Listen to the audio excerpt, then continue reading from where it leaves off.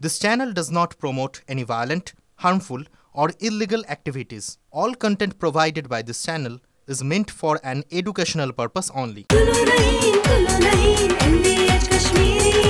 আরে কম দে কিন্তু খাঁটি দে। MDH কাশ্মীরি লাল লঙ্কার গুঁড়ো। MDH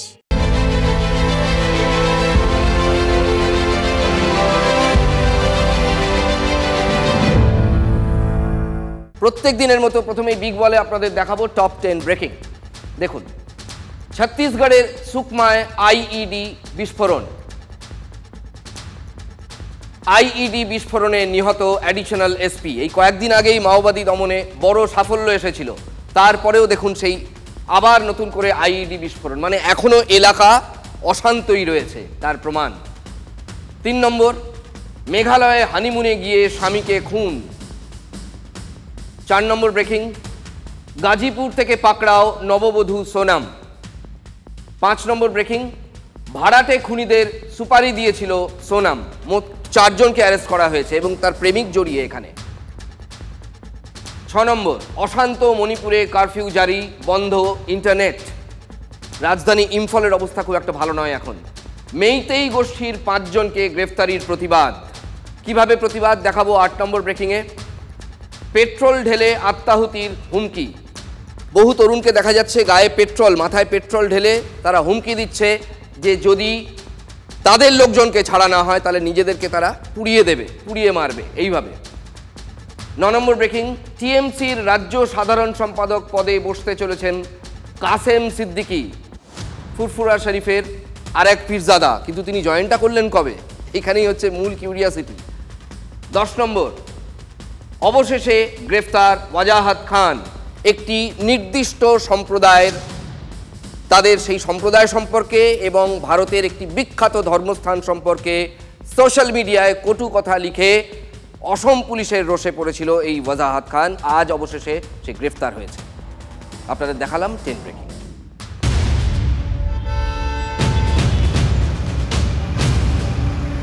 খুঁজো নেই বলে তো দিচ্ছে নাকি?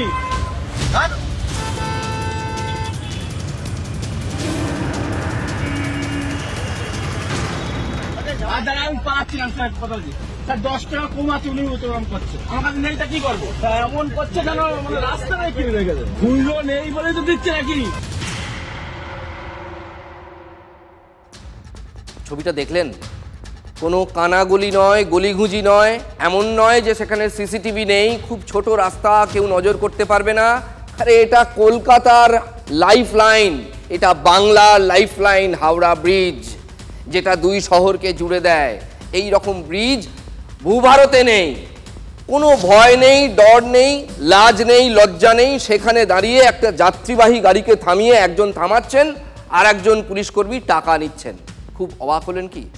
চোখ খোলা থাকলে রাতের শহরে পুলিশের, আবার বলছি এক শ্রেণীর পুলিশকর্মী, সবাই নন, কোনো না কোনো দিন এই দৃশ্য আপনিও হয়তো দেখেছেন। দেখুন, আমরা যারা মিডিয়ায় কাজ করি অনেক রাত অবধি অফিসে থাকতে হয়, মাঝরাতে বাড়ি ফিরি, ভোর রাতে বাড়ি, কখনো অফিস আসি, কখনো ভোর রাতে বড় কোনো ঘটনা ঘটলো, সারা রাত স্টুডিওতে থাকি, নিউজ রুমে থাকি। যখন বাড়ি ফিরি তখন দেখি আমাদের দেখে দেখে চোখ সয়ে গেছে। রাস্তার মোড়ে মোড়ে লরি, ট্রাক, ওই মিনি ট্রাকগুলোকে থামিয়ে পুলিশের অবাধ তোলাবাজি চলে। এক শ্রেণীর পুলিশ কর্মী, তাদের জন্য গোটা পুলিশ ফোর্সটার দুর্নাম হয়, বদনাম হয়। কলকাতায় চলে, হাওড়ায় চলে, শহরতলিতেও চলে পুলিশের এই তোলাবাজি। আচ্ছা, লালবাজার এতদিন জানতো না? কলকাতা পুলিশের সদর দফতরে কেউ এতদিন জানায়নি? আবার বলছি, এটা কোনো কানাগুলি নয়, এটা কোনো ছোট রাস্তা নয়, এটা একটা পাড়ার মোড় নয়, এটা হাওড়া ব্রিজ। কি ঔদ্ধত্য, কি সাহস তাদের! কিভাবে উর্দি ধরে, উর্দি গায়ে চাপিয়ে পুলিশ নির্লজ্জের মতো তোলাবাজি করছে দেখুন তো। কেন বলছি তার কারণ, লালবাজার ওই 2 পুলিশকর্মীকে সাসপেন্ড করেছে। কিন্তু প্রশ্নটা হচ্ছে, এটা কি চক্ষু লজ্জায়? হাওড়া ব্রিজে দাঁড়িয়ে পুলিশের তোলাবাজি ভাইরাল হয়ে গেছে, তাই সাসপেন্ড না করে আর কোনো উপায় ছিল না? নাকি এই বার্তাটা দেওয়া হলো যে পুলিশের এই আচরণ বরদাস্ত করা হবে না? ভাইরাল হওয়া ভিডিওয় দেখতে পাচ্ছেন হাওড়া ব্রিজের ওপর একটা প্রাইভেট গাড়ি, খুব সম্ভবত একটা যাত্রীবাহী গাড়ি, এইগুলোকেই ওরা বেশি করে টার্গেট করে, থামিয়েছেন ট্রাফিক পুলিশের 2 কর্মী। চালকের সঙ্গে কথোপকথনের মাঝেই ক্যামেরাবন্দি হয় টাকা বিনিময়ের দৃশ্য। তাদের মধ্যে কেউ না কেউ নিশ্চয়ই লক্ষ্য করেছেন চালক ভিডিও করছে, তারপরেও তারা থামেননি। হয় এটা ঔদ্ধত্য, কিংবা তারা এতটাই অজ্ঞ যে ক্যামেরা চলছে এটা তারা জানতেই পারেনি। আর যদি জানতে পেরে থাকে তাহলে কি লেভেলের ঔদ্ধত্য সেটা ভাবুন। গোটা ঘটনা ক্যামেরাবন্দি করেছিলেন ওই গাড়ির চালক, সেটাই ছড়িয়ে পড়েছে সোশ্যাল মিডিয়াতে। সূত্রের খবর, 2 পুলিশকর্মী নর্থপোর্ট মানে উত্তর বন্দর ট্রাফিক গার্ডে কর্মরত নর্থপোর্ট থানার ডিসি জানিয়েছেন সোমবার সকালেই ওই 2 পুলিশকর্মীকে সাসপেন্ড করা হয়েছে। কিন্তু একটা খুব ভাইটাল প্রশ্ন, এতে কি পুলিশের ভাবমূর্তি ফিরবে? হাওড়া ব্রিজের ভাইরাল তোলাবাজি তো নতুন কিছু নয়। পুলিশের নাস্তাও হবে না, 10 টাকা না 20 টাকা। এর আবার বার্গেন করছে। চালক বলছে আমার কাছে আর খুচরো নেই, যা পারিস তাই দে। পুলিশ যে তোলা তোলে, এক শ্রেণীর পুলিশকর্মী যে তোলা তোলেন, এটা মুখ্যমন্ত্রী নিজেও প্রকাশ্যে বলেছেন। শুধরবে কবে পুলিশ? নেতারা টাকা খাওয়ার আগে 10 বার ভাবে জনগণের টাকা খাওয়া কি উচিত? তাকে দিয়ে অপকর্ম করান, তাকে দিয়ে তোলা তুলবেন, তাকে দিয়ে বালি কয়লা গরুর টাকা তুলবেন। লোয়ার লেভেলে কিছু অফিসার, কিছু কর্মী যারা এই গভর্নমেন্টকে ভালোবাসে না, এবং তোমার পুলিশেরও কিছু লোক, তারা টাকা খেয়ে আজকে বালি চুরি বলো, কয়লা চুরি বলো, সিমেন্ট চুরি বলো, চুরি হলো তখন বলবে কয়লা চুরি করছে তৃণমূল কংগ্রেস, আর চুরি করবে সিআইএসএফ টাকা খেয়ে বা পুলিশের একাংশ টাকা খেয়ে। আমি এটা টলারেট করব না। পার্কিং এর নামে অনেক জায়গায় ইল্লিগাল গাড়ি দাঁড় করিয়ে রাখে, তোলাবাজি করে। গভর্নমেন্ট কেন বদনাম নেবে? গভর্নমেন্ট কি এর থেকে 1 পয়সাও পায় না, পার্টি পায়? পুলিশ মন্ত্রী নিজেই বলছে যে পুলিশ টাকা খাচ্ছে। এই পুলিশের বড় আধিকারিক তৃণমূল কংগ্রেসের রাজনৈতিক নেতাদের দ্বারা পীড়িত হচ্ছে। দুর্ভাগ্য হচ্ছে যে দুর্নীতিগ্রস্ত তৃণমূল কংগ্রেসের নেতাদের এই পুলিশ তাদেরকে সুরক্ষা দেয়। যদি কোনো রাজনৈতিক দলের লোক হয়, তার কলার চেপে ধরো, তাকে আইনের পেছে ধরো। আমরা কিন্তু নজর রাখছি কে কি করছেন না করছেন। আইন যদি না থাকে, আপনি নিজে কেন টাকাটা পকেটে নেবেন? ছেড়ে দিন দেশের ভাবনা, সমাজের ভাবনা, চুলোয় যাকো সব। আরে আপনি যখন বাড়ি ফিরবেন, আজকে তো আর ফিরতে পারবেন না, তার কারণ আপনি সাসপেন্ড হয়ে গিয়েছেন। যদি বাড়ি ফেরেনও, যদি অন্য কোথাও রাত্রিবাস করেন সেটা অন্য প্রশ্ন। যদি বাড়ি যখন ফিরবেন, আপনার বাড়িতে তো সন্তান আছে, এই পুলিশ কর্মীদের বলছি, তখন আপনার মেয়ে যদি দরজা খুলতে এসে জিজ্ঞেস করে বাবা আজ আমি ওটা কী ছবি দেখলাম, তাকাতে পারবেন নিজের মেয়ের দিকে, নিজের ছেলের দিকে, কলেজ পড়ুয়া ছেলের দিকে? আপনারা তো মধ্য বয়স, নিশ্চয়ই আপনাদের সন্তান রয়েছে।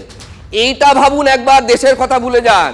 প্রথমে ভাবুন নিজের স্ত্রীকে মুখ দেখাবেন কি করে। আর নোটটা ছিল 10 টাকার না 20 টাকার। পুলিশ গায়ের উর্দিকে যদি তোলার অবাধ ছাড়পত্র বলে মনে করে, তাহলে যা হওয়ার তাই হচ্ছে।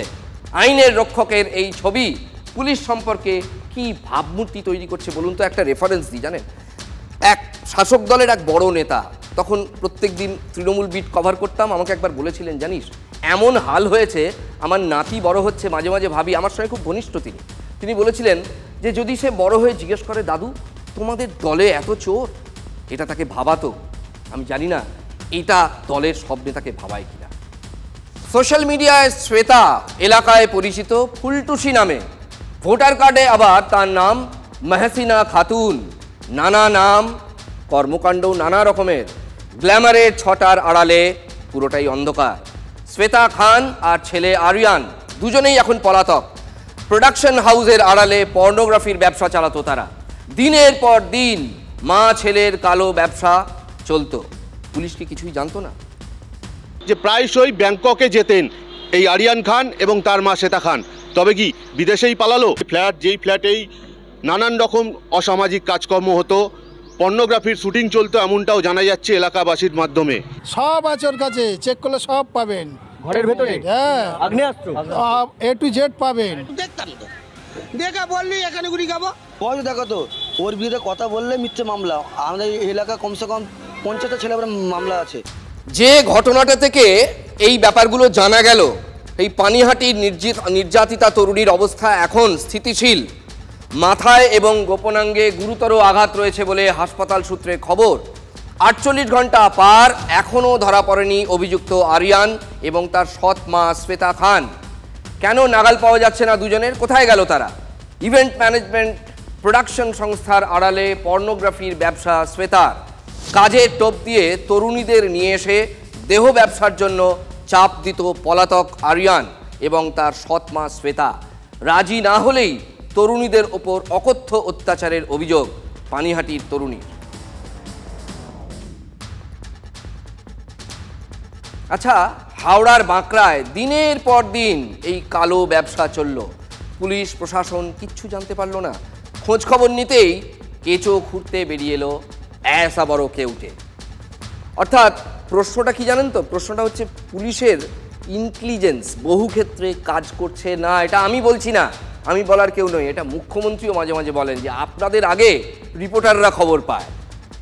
এক্ষেত্রেও সেই একই প্রশ্ন, কি করে দিনের পর দিন এই কাণ্ডটা চলল না? কিন্তু এই যে ধরো প্রভাবশালী এই যে ধরো লোকরা মানে টিএমসির মানে তাবর নেতা তাকে বলে, এমনকি ফাঁড়ির বড় অফিসার থেকে সব ওনার সাথে ওটা কথা। আমি একটা কথা বলবো, সেটা এগেনস্টে এমন একটা কেসে ফাঁসিয়ে দেবে, এটা মানে আমার কোথায় পালালো? তবে কি দেশ ছাড়লো তারা? একাধিক প্রভাবশালী ব্যক্তিদের সঙ্গে ওঠা বসা, ফেসবুকে তাদের সঙ্গে ছবি।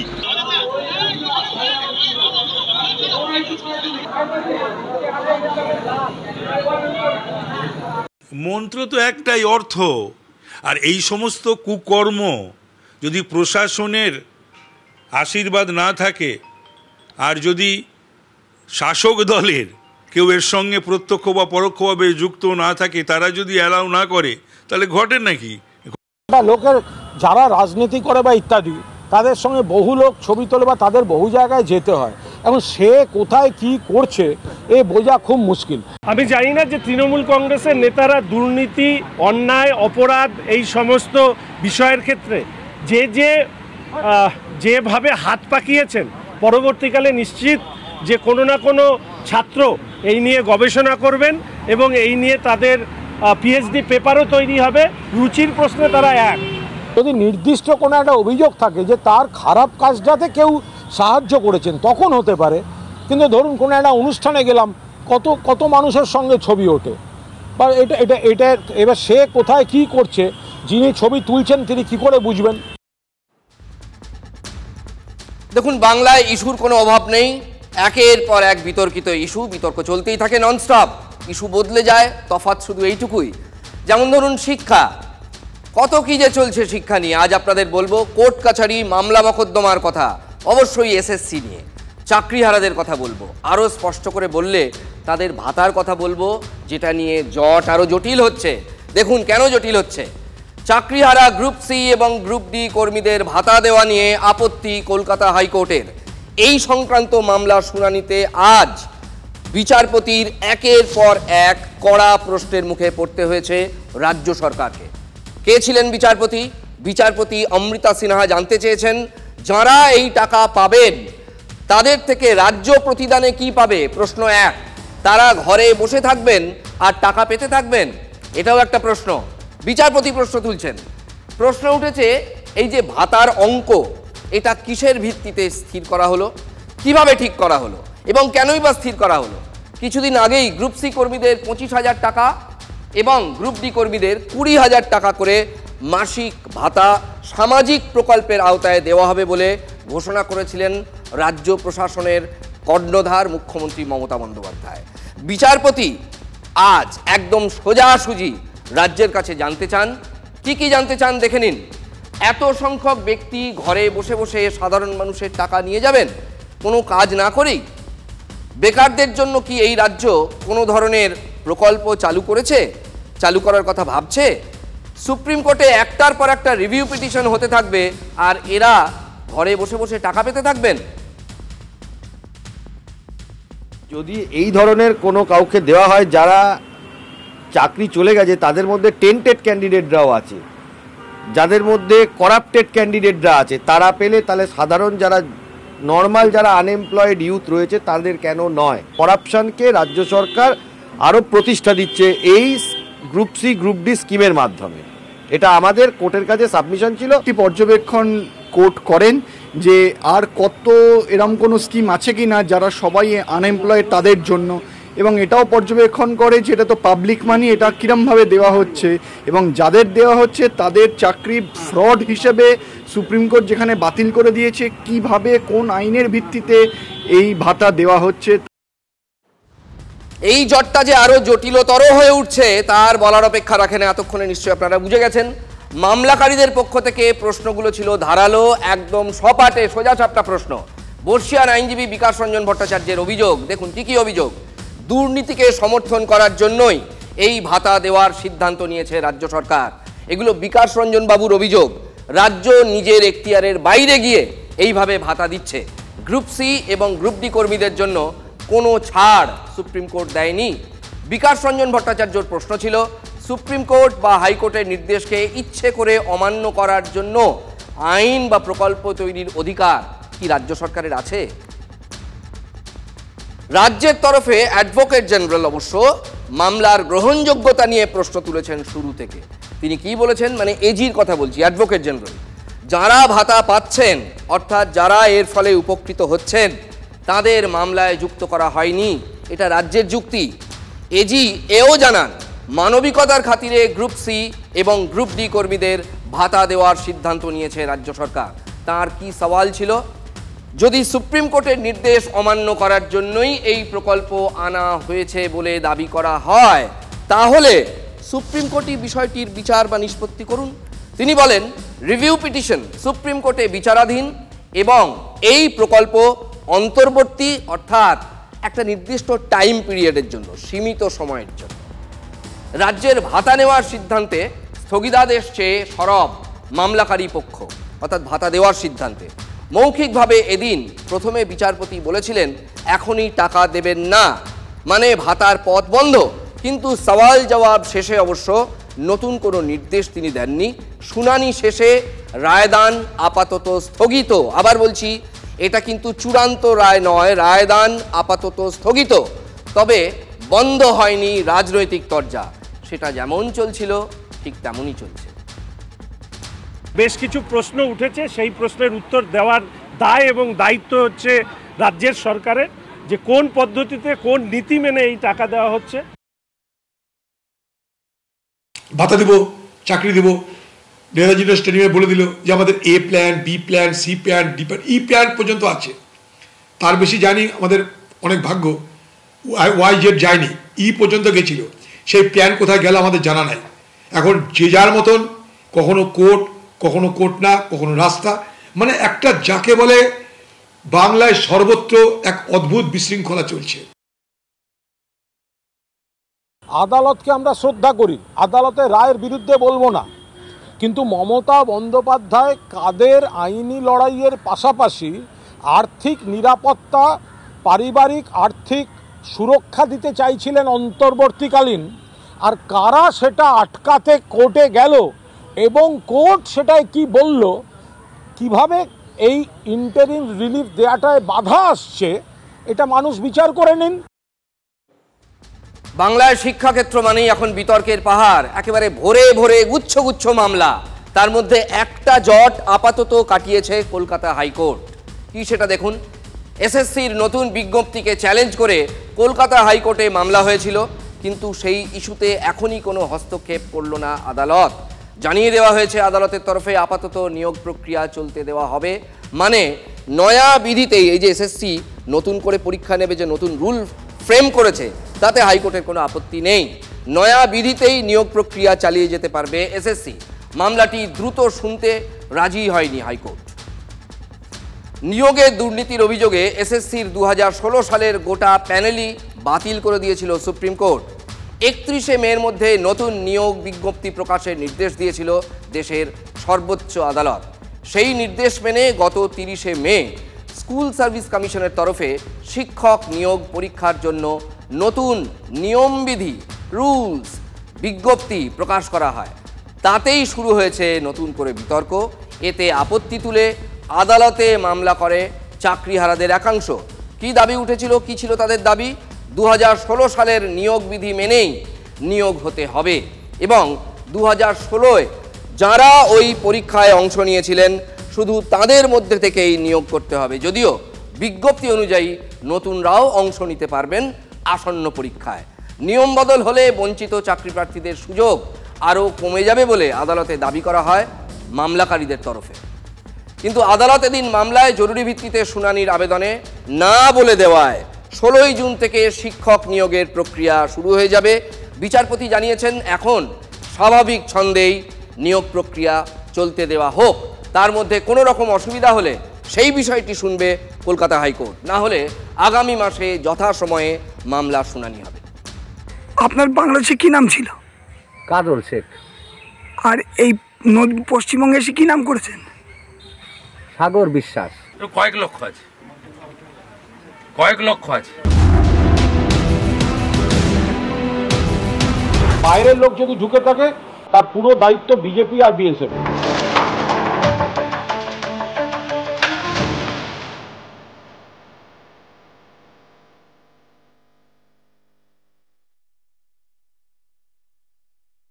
কত টাকা?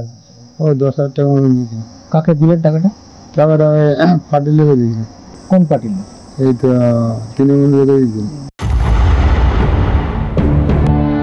আমাদের বিধায়কের সহযোগিতা নিয়ে আমি আমার কার্ডটি তুলি।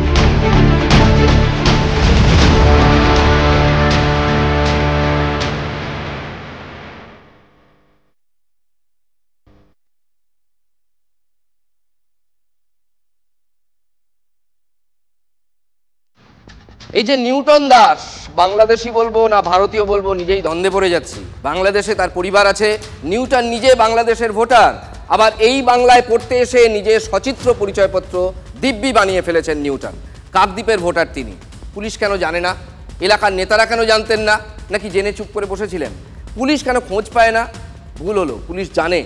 বৈধ পাসপোর্ট না থাকায় পুলিশ তাকে একবার গ্রেফতারও করেছিল, এই নিউটন দাসকে। এটা নতুন ডেভেলপমেন্ট। কিন্তু ওই পর্যন্তই। সেই নিউটন ভোটার লিস্টে নাম তুলে ফেলে। শাসক যোগেই কি পুলিশকে চোখ বন্ধ রাখতে হয়েছিল? পুলিশের কাছেই তার উত্তর আছে। তবে কাকদ্বীপে বাংলাদেশি ইস্যুতে এখন আড়াআড়ি বিভক্ত তৃণমূল কংগ্রেস। কেমন? টিএমসিপির সুন্দরবন সাংগঠনিক জেলার সভাপতি দেবাশিস দাসের বিরুদ্ধে বাংলাদেশ যোগের অভিযোগ এনেছেন তৃণমূলেরই একাংশ। দেবাশিস নিউটনের ঘনিষ্ঠ। নিউটনের সঙ্গে তৃণমূলের এই ছাত্রনেতার ছবি এখন সোশ্যাল প্ল্যাটফর্মে ঘুরছে, বলতে পারেন ভাইরাল। দেবাশিসের বাবা মা, এমনকি স্ত্রীও নাকি বাংলাদেশি। তৃণমূলেরই পঞ্চায়েত সদস্য বিপ্লব দাস প্রশ্ন তুলেছেন, বাংলাদেশি হওয়া সত্ত্বেও দেবাশিসের স্ত্রী তৃণমূলের পঞ্চায়েত প্রধান হলেনটা কি করে?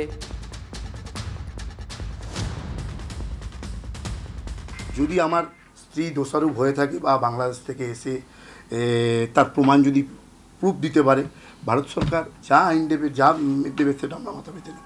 আজকে যে দেবাশিস দাস বলছে ছাত্র যুবর যে নেতা, তার বাবা মা কিন্তু প্রপার বাংলাদেশি, তার স্ত্রীও কিন্তু বাংলাদেশি, সেও কিন্তু একজন পদাধিকার, একটা অঞ্চলের প্রধান। আমরা কোনোভাবেই মুখ করতে চাই না, কারণ আমরা দলের ঊর্ধ্বে যেতে চাই না। দল যা সিদ্ধান্ত নেয় এভাবে যেটা চিন্তা ভাবনা সেটাই হবে।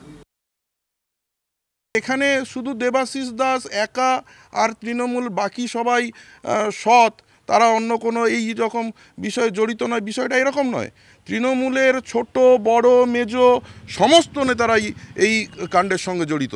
লালিত পালিত হন তো, ভোটার তো, ওনার ভোটে ওনার মতো আরও হাজার হাজার বাংলাদেশির ভোটে উনি জয়লাভ করেন, এখান থেকে মন্ত্রী হন। উনি নিজে জানেন, নিজে ওনাদের সঙ্গে মেলামেশা করেন। এছাড়াও বলছে যে আপনি বাংলাদেশি, আপনি কি করে দলের পদ পেলেন এবং আপনার স্ত্রী বাংলাদেশি, সে কিভাবে পঞ্চায়েত প্রধান হলো? আমি যদি বাংলাদেশি হয়ে থাকি তাহলে আমার তো দেখাবে কোথাও আমার বাংলাদেশের যোগসাযোগ আছে। আমার জন্ম এখানে, আমার বাবার জন্ম এখানে, আমার মায়ের জন্ম এখানে, আমার স্ত্রীর জন্ম এখানে, আমার স্ত্রীর মায়ের জন্ম মেদিনীপুরে, তার গ্রামের বাড়ি আছে, তার বাবার জন্ম এখানে। কোথা থেকে কে বাংলাদেশি খুঁজে বের করছে? ওরা চিহ্নিতকরণ করছে বাংলাদেশি কে। আমাদের বিধায়ক সাহেব তো কেস করেছেন, সেরকম ভাবে আমার নামে একটা কেস করতে বলুন, কাউকে করে বের করতে বলুন, বা আরটিআই করতে বলুন যে আমি বাংলাদেশি কিনা। তৃণমূলের উপপ্রধানের অত্যাচারে বহুদিন গ্রাম ছাড়া পরিবার ঈদে বাড়ি ফিরতেই পিটিয়ে মেরে ফেলার অভিযোগ তৃণমূলের উপপ্রধানের অনুগামীদের বিরুদ্ধে। মুর্শিদাবাদের রঘুনাথগঞ্জের পাতলাটোলা গ্রামের ঘটনা এটা। গত লোকসভা নির্বাচনে এলাকার 100টি ভোট কংগ্রেসের দিকে পড়ে। তখন থেকেই বেশ কিছু পরিবার তৃণমূলের অত্যাচারে অতিষ্ঠ হয়ে গ্রাম ছাড়া, এমনই অভিযোগ। সম্প্রতি ঈদে বাড়ি ফিরেছিলেন বাবলু শেখ রড দিয়ে মারধর করা হয় বলে অভিযোগ। গিরিয়া গ্রামের উপপ্রধান তারু শেখ এবং তার অনুগামীদের বিরুদ্ধে অভিযোগ। গুরুতর আহত অবস্থায় জঙ্গিপুর মহকুমা হাসপাতালে নিয়ে গেলে তাকে মৃত ঘোষণা করা হয়। ঘটনার তদন্তে নেমেছে পুলিশ।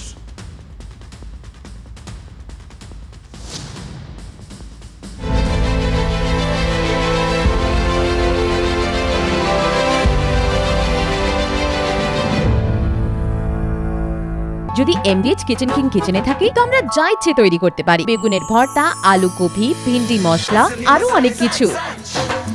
MBH